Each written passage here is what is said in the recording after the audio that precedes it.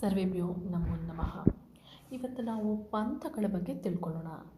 ಪಂಥಗಳು ಅಂದರೆ ಧಾರ್ಮಿಕ ಮಾರ್ಗಗಳು ಅಥವಾ ತತ್ವಶಾಸ್ತ್ರಗಳ ಸಮೂಹ. ಸಾಮಾನ್ಯವಾಗಿ ಗುರುಗಳಿರ್ತಾರೆ, ಆ ಗುರುಗಳಿಗೆ ಒಂದಿಷ್ಟು ಜನ ಅನುಯಾಯಿಗಳು ಇರ್ತಾರೆ ಈ ಪಂಥದಲ್ಲಿ. ಮತ್ತು ಈ ಪಂಥದ ಉದ್ದೇಶವೇನಾಗಿರುತ್ತೆ? ಈ ಪಂಥಗಳ ಉದ್ದೇಶ ಅಂತಂದರೆ ಧಾರ್ಮಿಕ ತತ್ವಶಾಸ್ತ್ರ ಮತ್ತು ಭಕ್ತಿ ಮಾರ್ಗಗಳ ಪ್ರಚಾರ.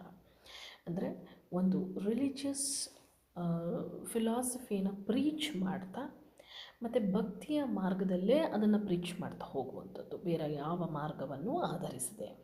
ಮತ್ತು ಇವುಗಳ ಕಾರ್ಯಗಳು ಏನು ಮಾಡ್ತಾರೆ ಈ ಪಂಥದವರು, ಯಾವ ಈ ಪಂಥದಲ್ಲಿ ಎಂತಹ ಕಾರ್ಯಕ್ರಮಗಳು ನಡೆಯುತ್ತೆ ಅಂತಂದರೆ, ಭಕ್ತಿ ಮಾರ್ಗದ ಬಗ್ಗೆ ಅವರು ನಮಗೆ ತಿಳಿಸ್ಕೊಡ್ತಾರೆ. ಪಂಥದಲ್ಲಿ ಧ್ಯಾನದ ಬಗ್ಗೆ, ಸಮಾಜದಲ್ಲಿ ನಾವು ಇರಬೇಕಾದ್ರೆ ಹೇಗೆ ಸಮಾಜದ ಬಗ್ಗೆ ನಮಗೆ ಕಾಳಜಿ ಇರಬೇಕು ಅಂದರೆ ಸಮಾಜ ಸೇವೆಯನ್ನು ತಿಳಿಸ್ಕೊಡ್ತಾರೆ. ಅದರ ಜೊತೆಗೆ ಚರ್ಚೆಗಳು ಸಹ ಪಂಥದಲ್ಲಿ ನಡೆಯುತ್ತವೆ.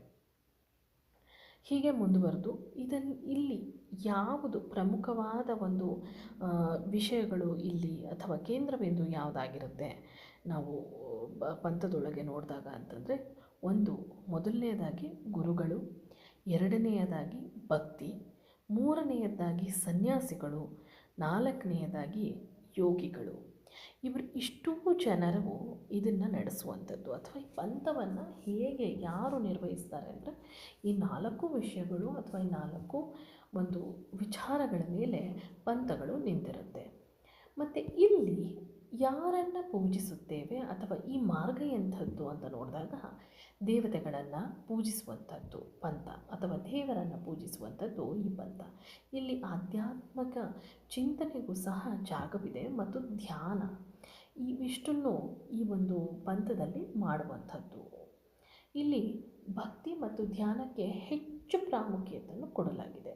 ಭಕ್ತಿ, ಜ್ಞಾನ ಮತ್ತು ಯೋಗ ಮಾರ್ಗಗಳಿಂದ ಮಾತ್ರವೇ ಭಗವಂತನನ್ನು ಸೇರಲು ಸಾಧ್ಯ ಎಂದು ಈ ಪಂಥಗಳು ಸಾರಿ ಹೇಳುತ್ತವೆ.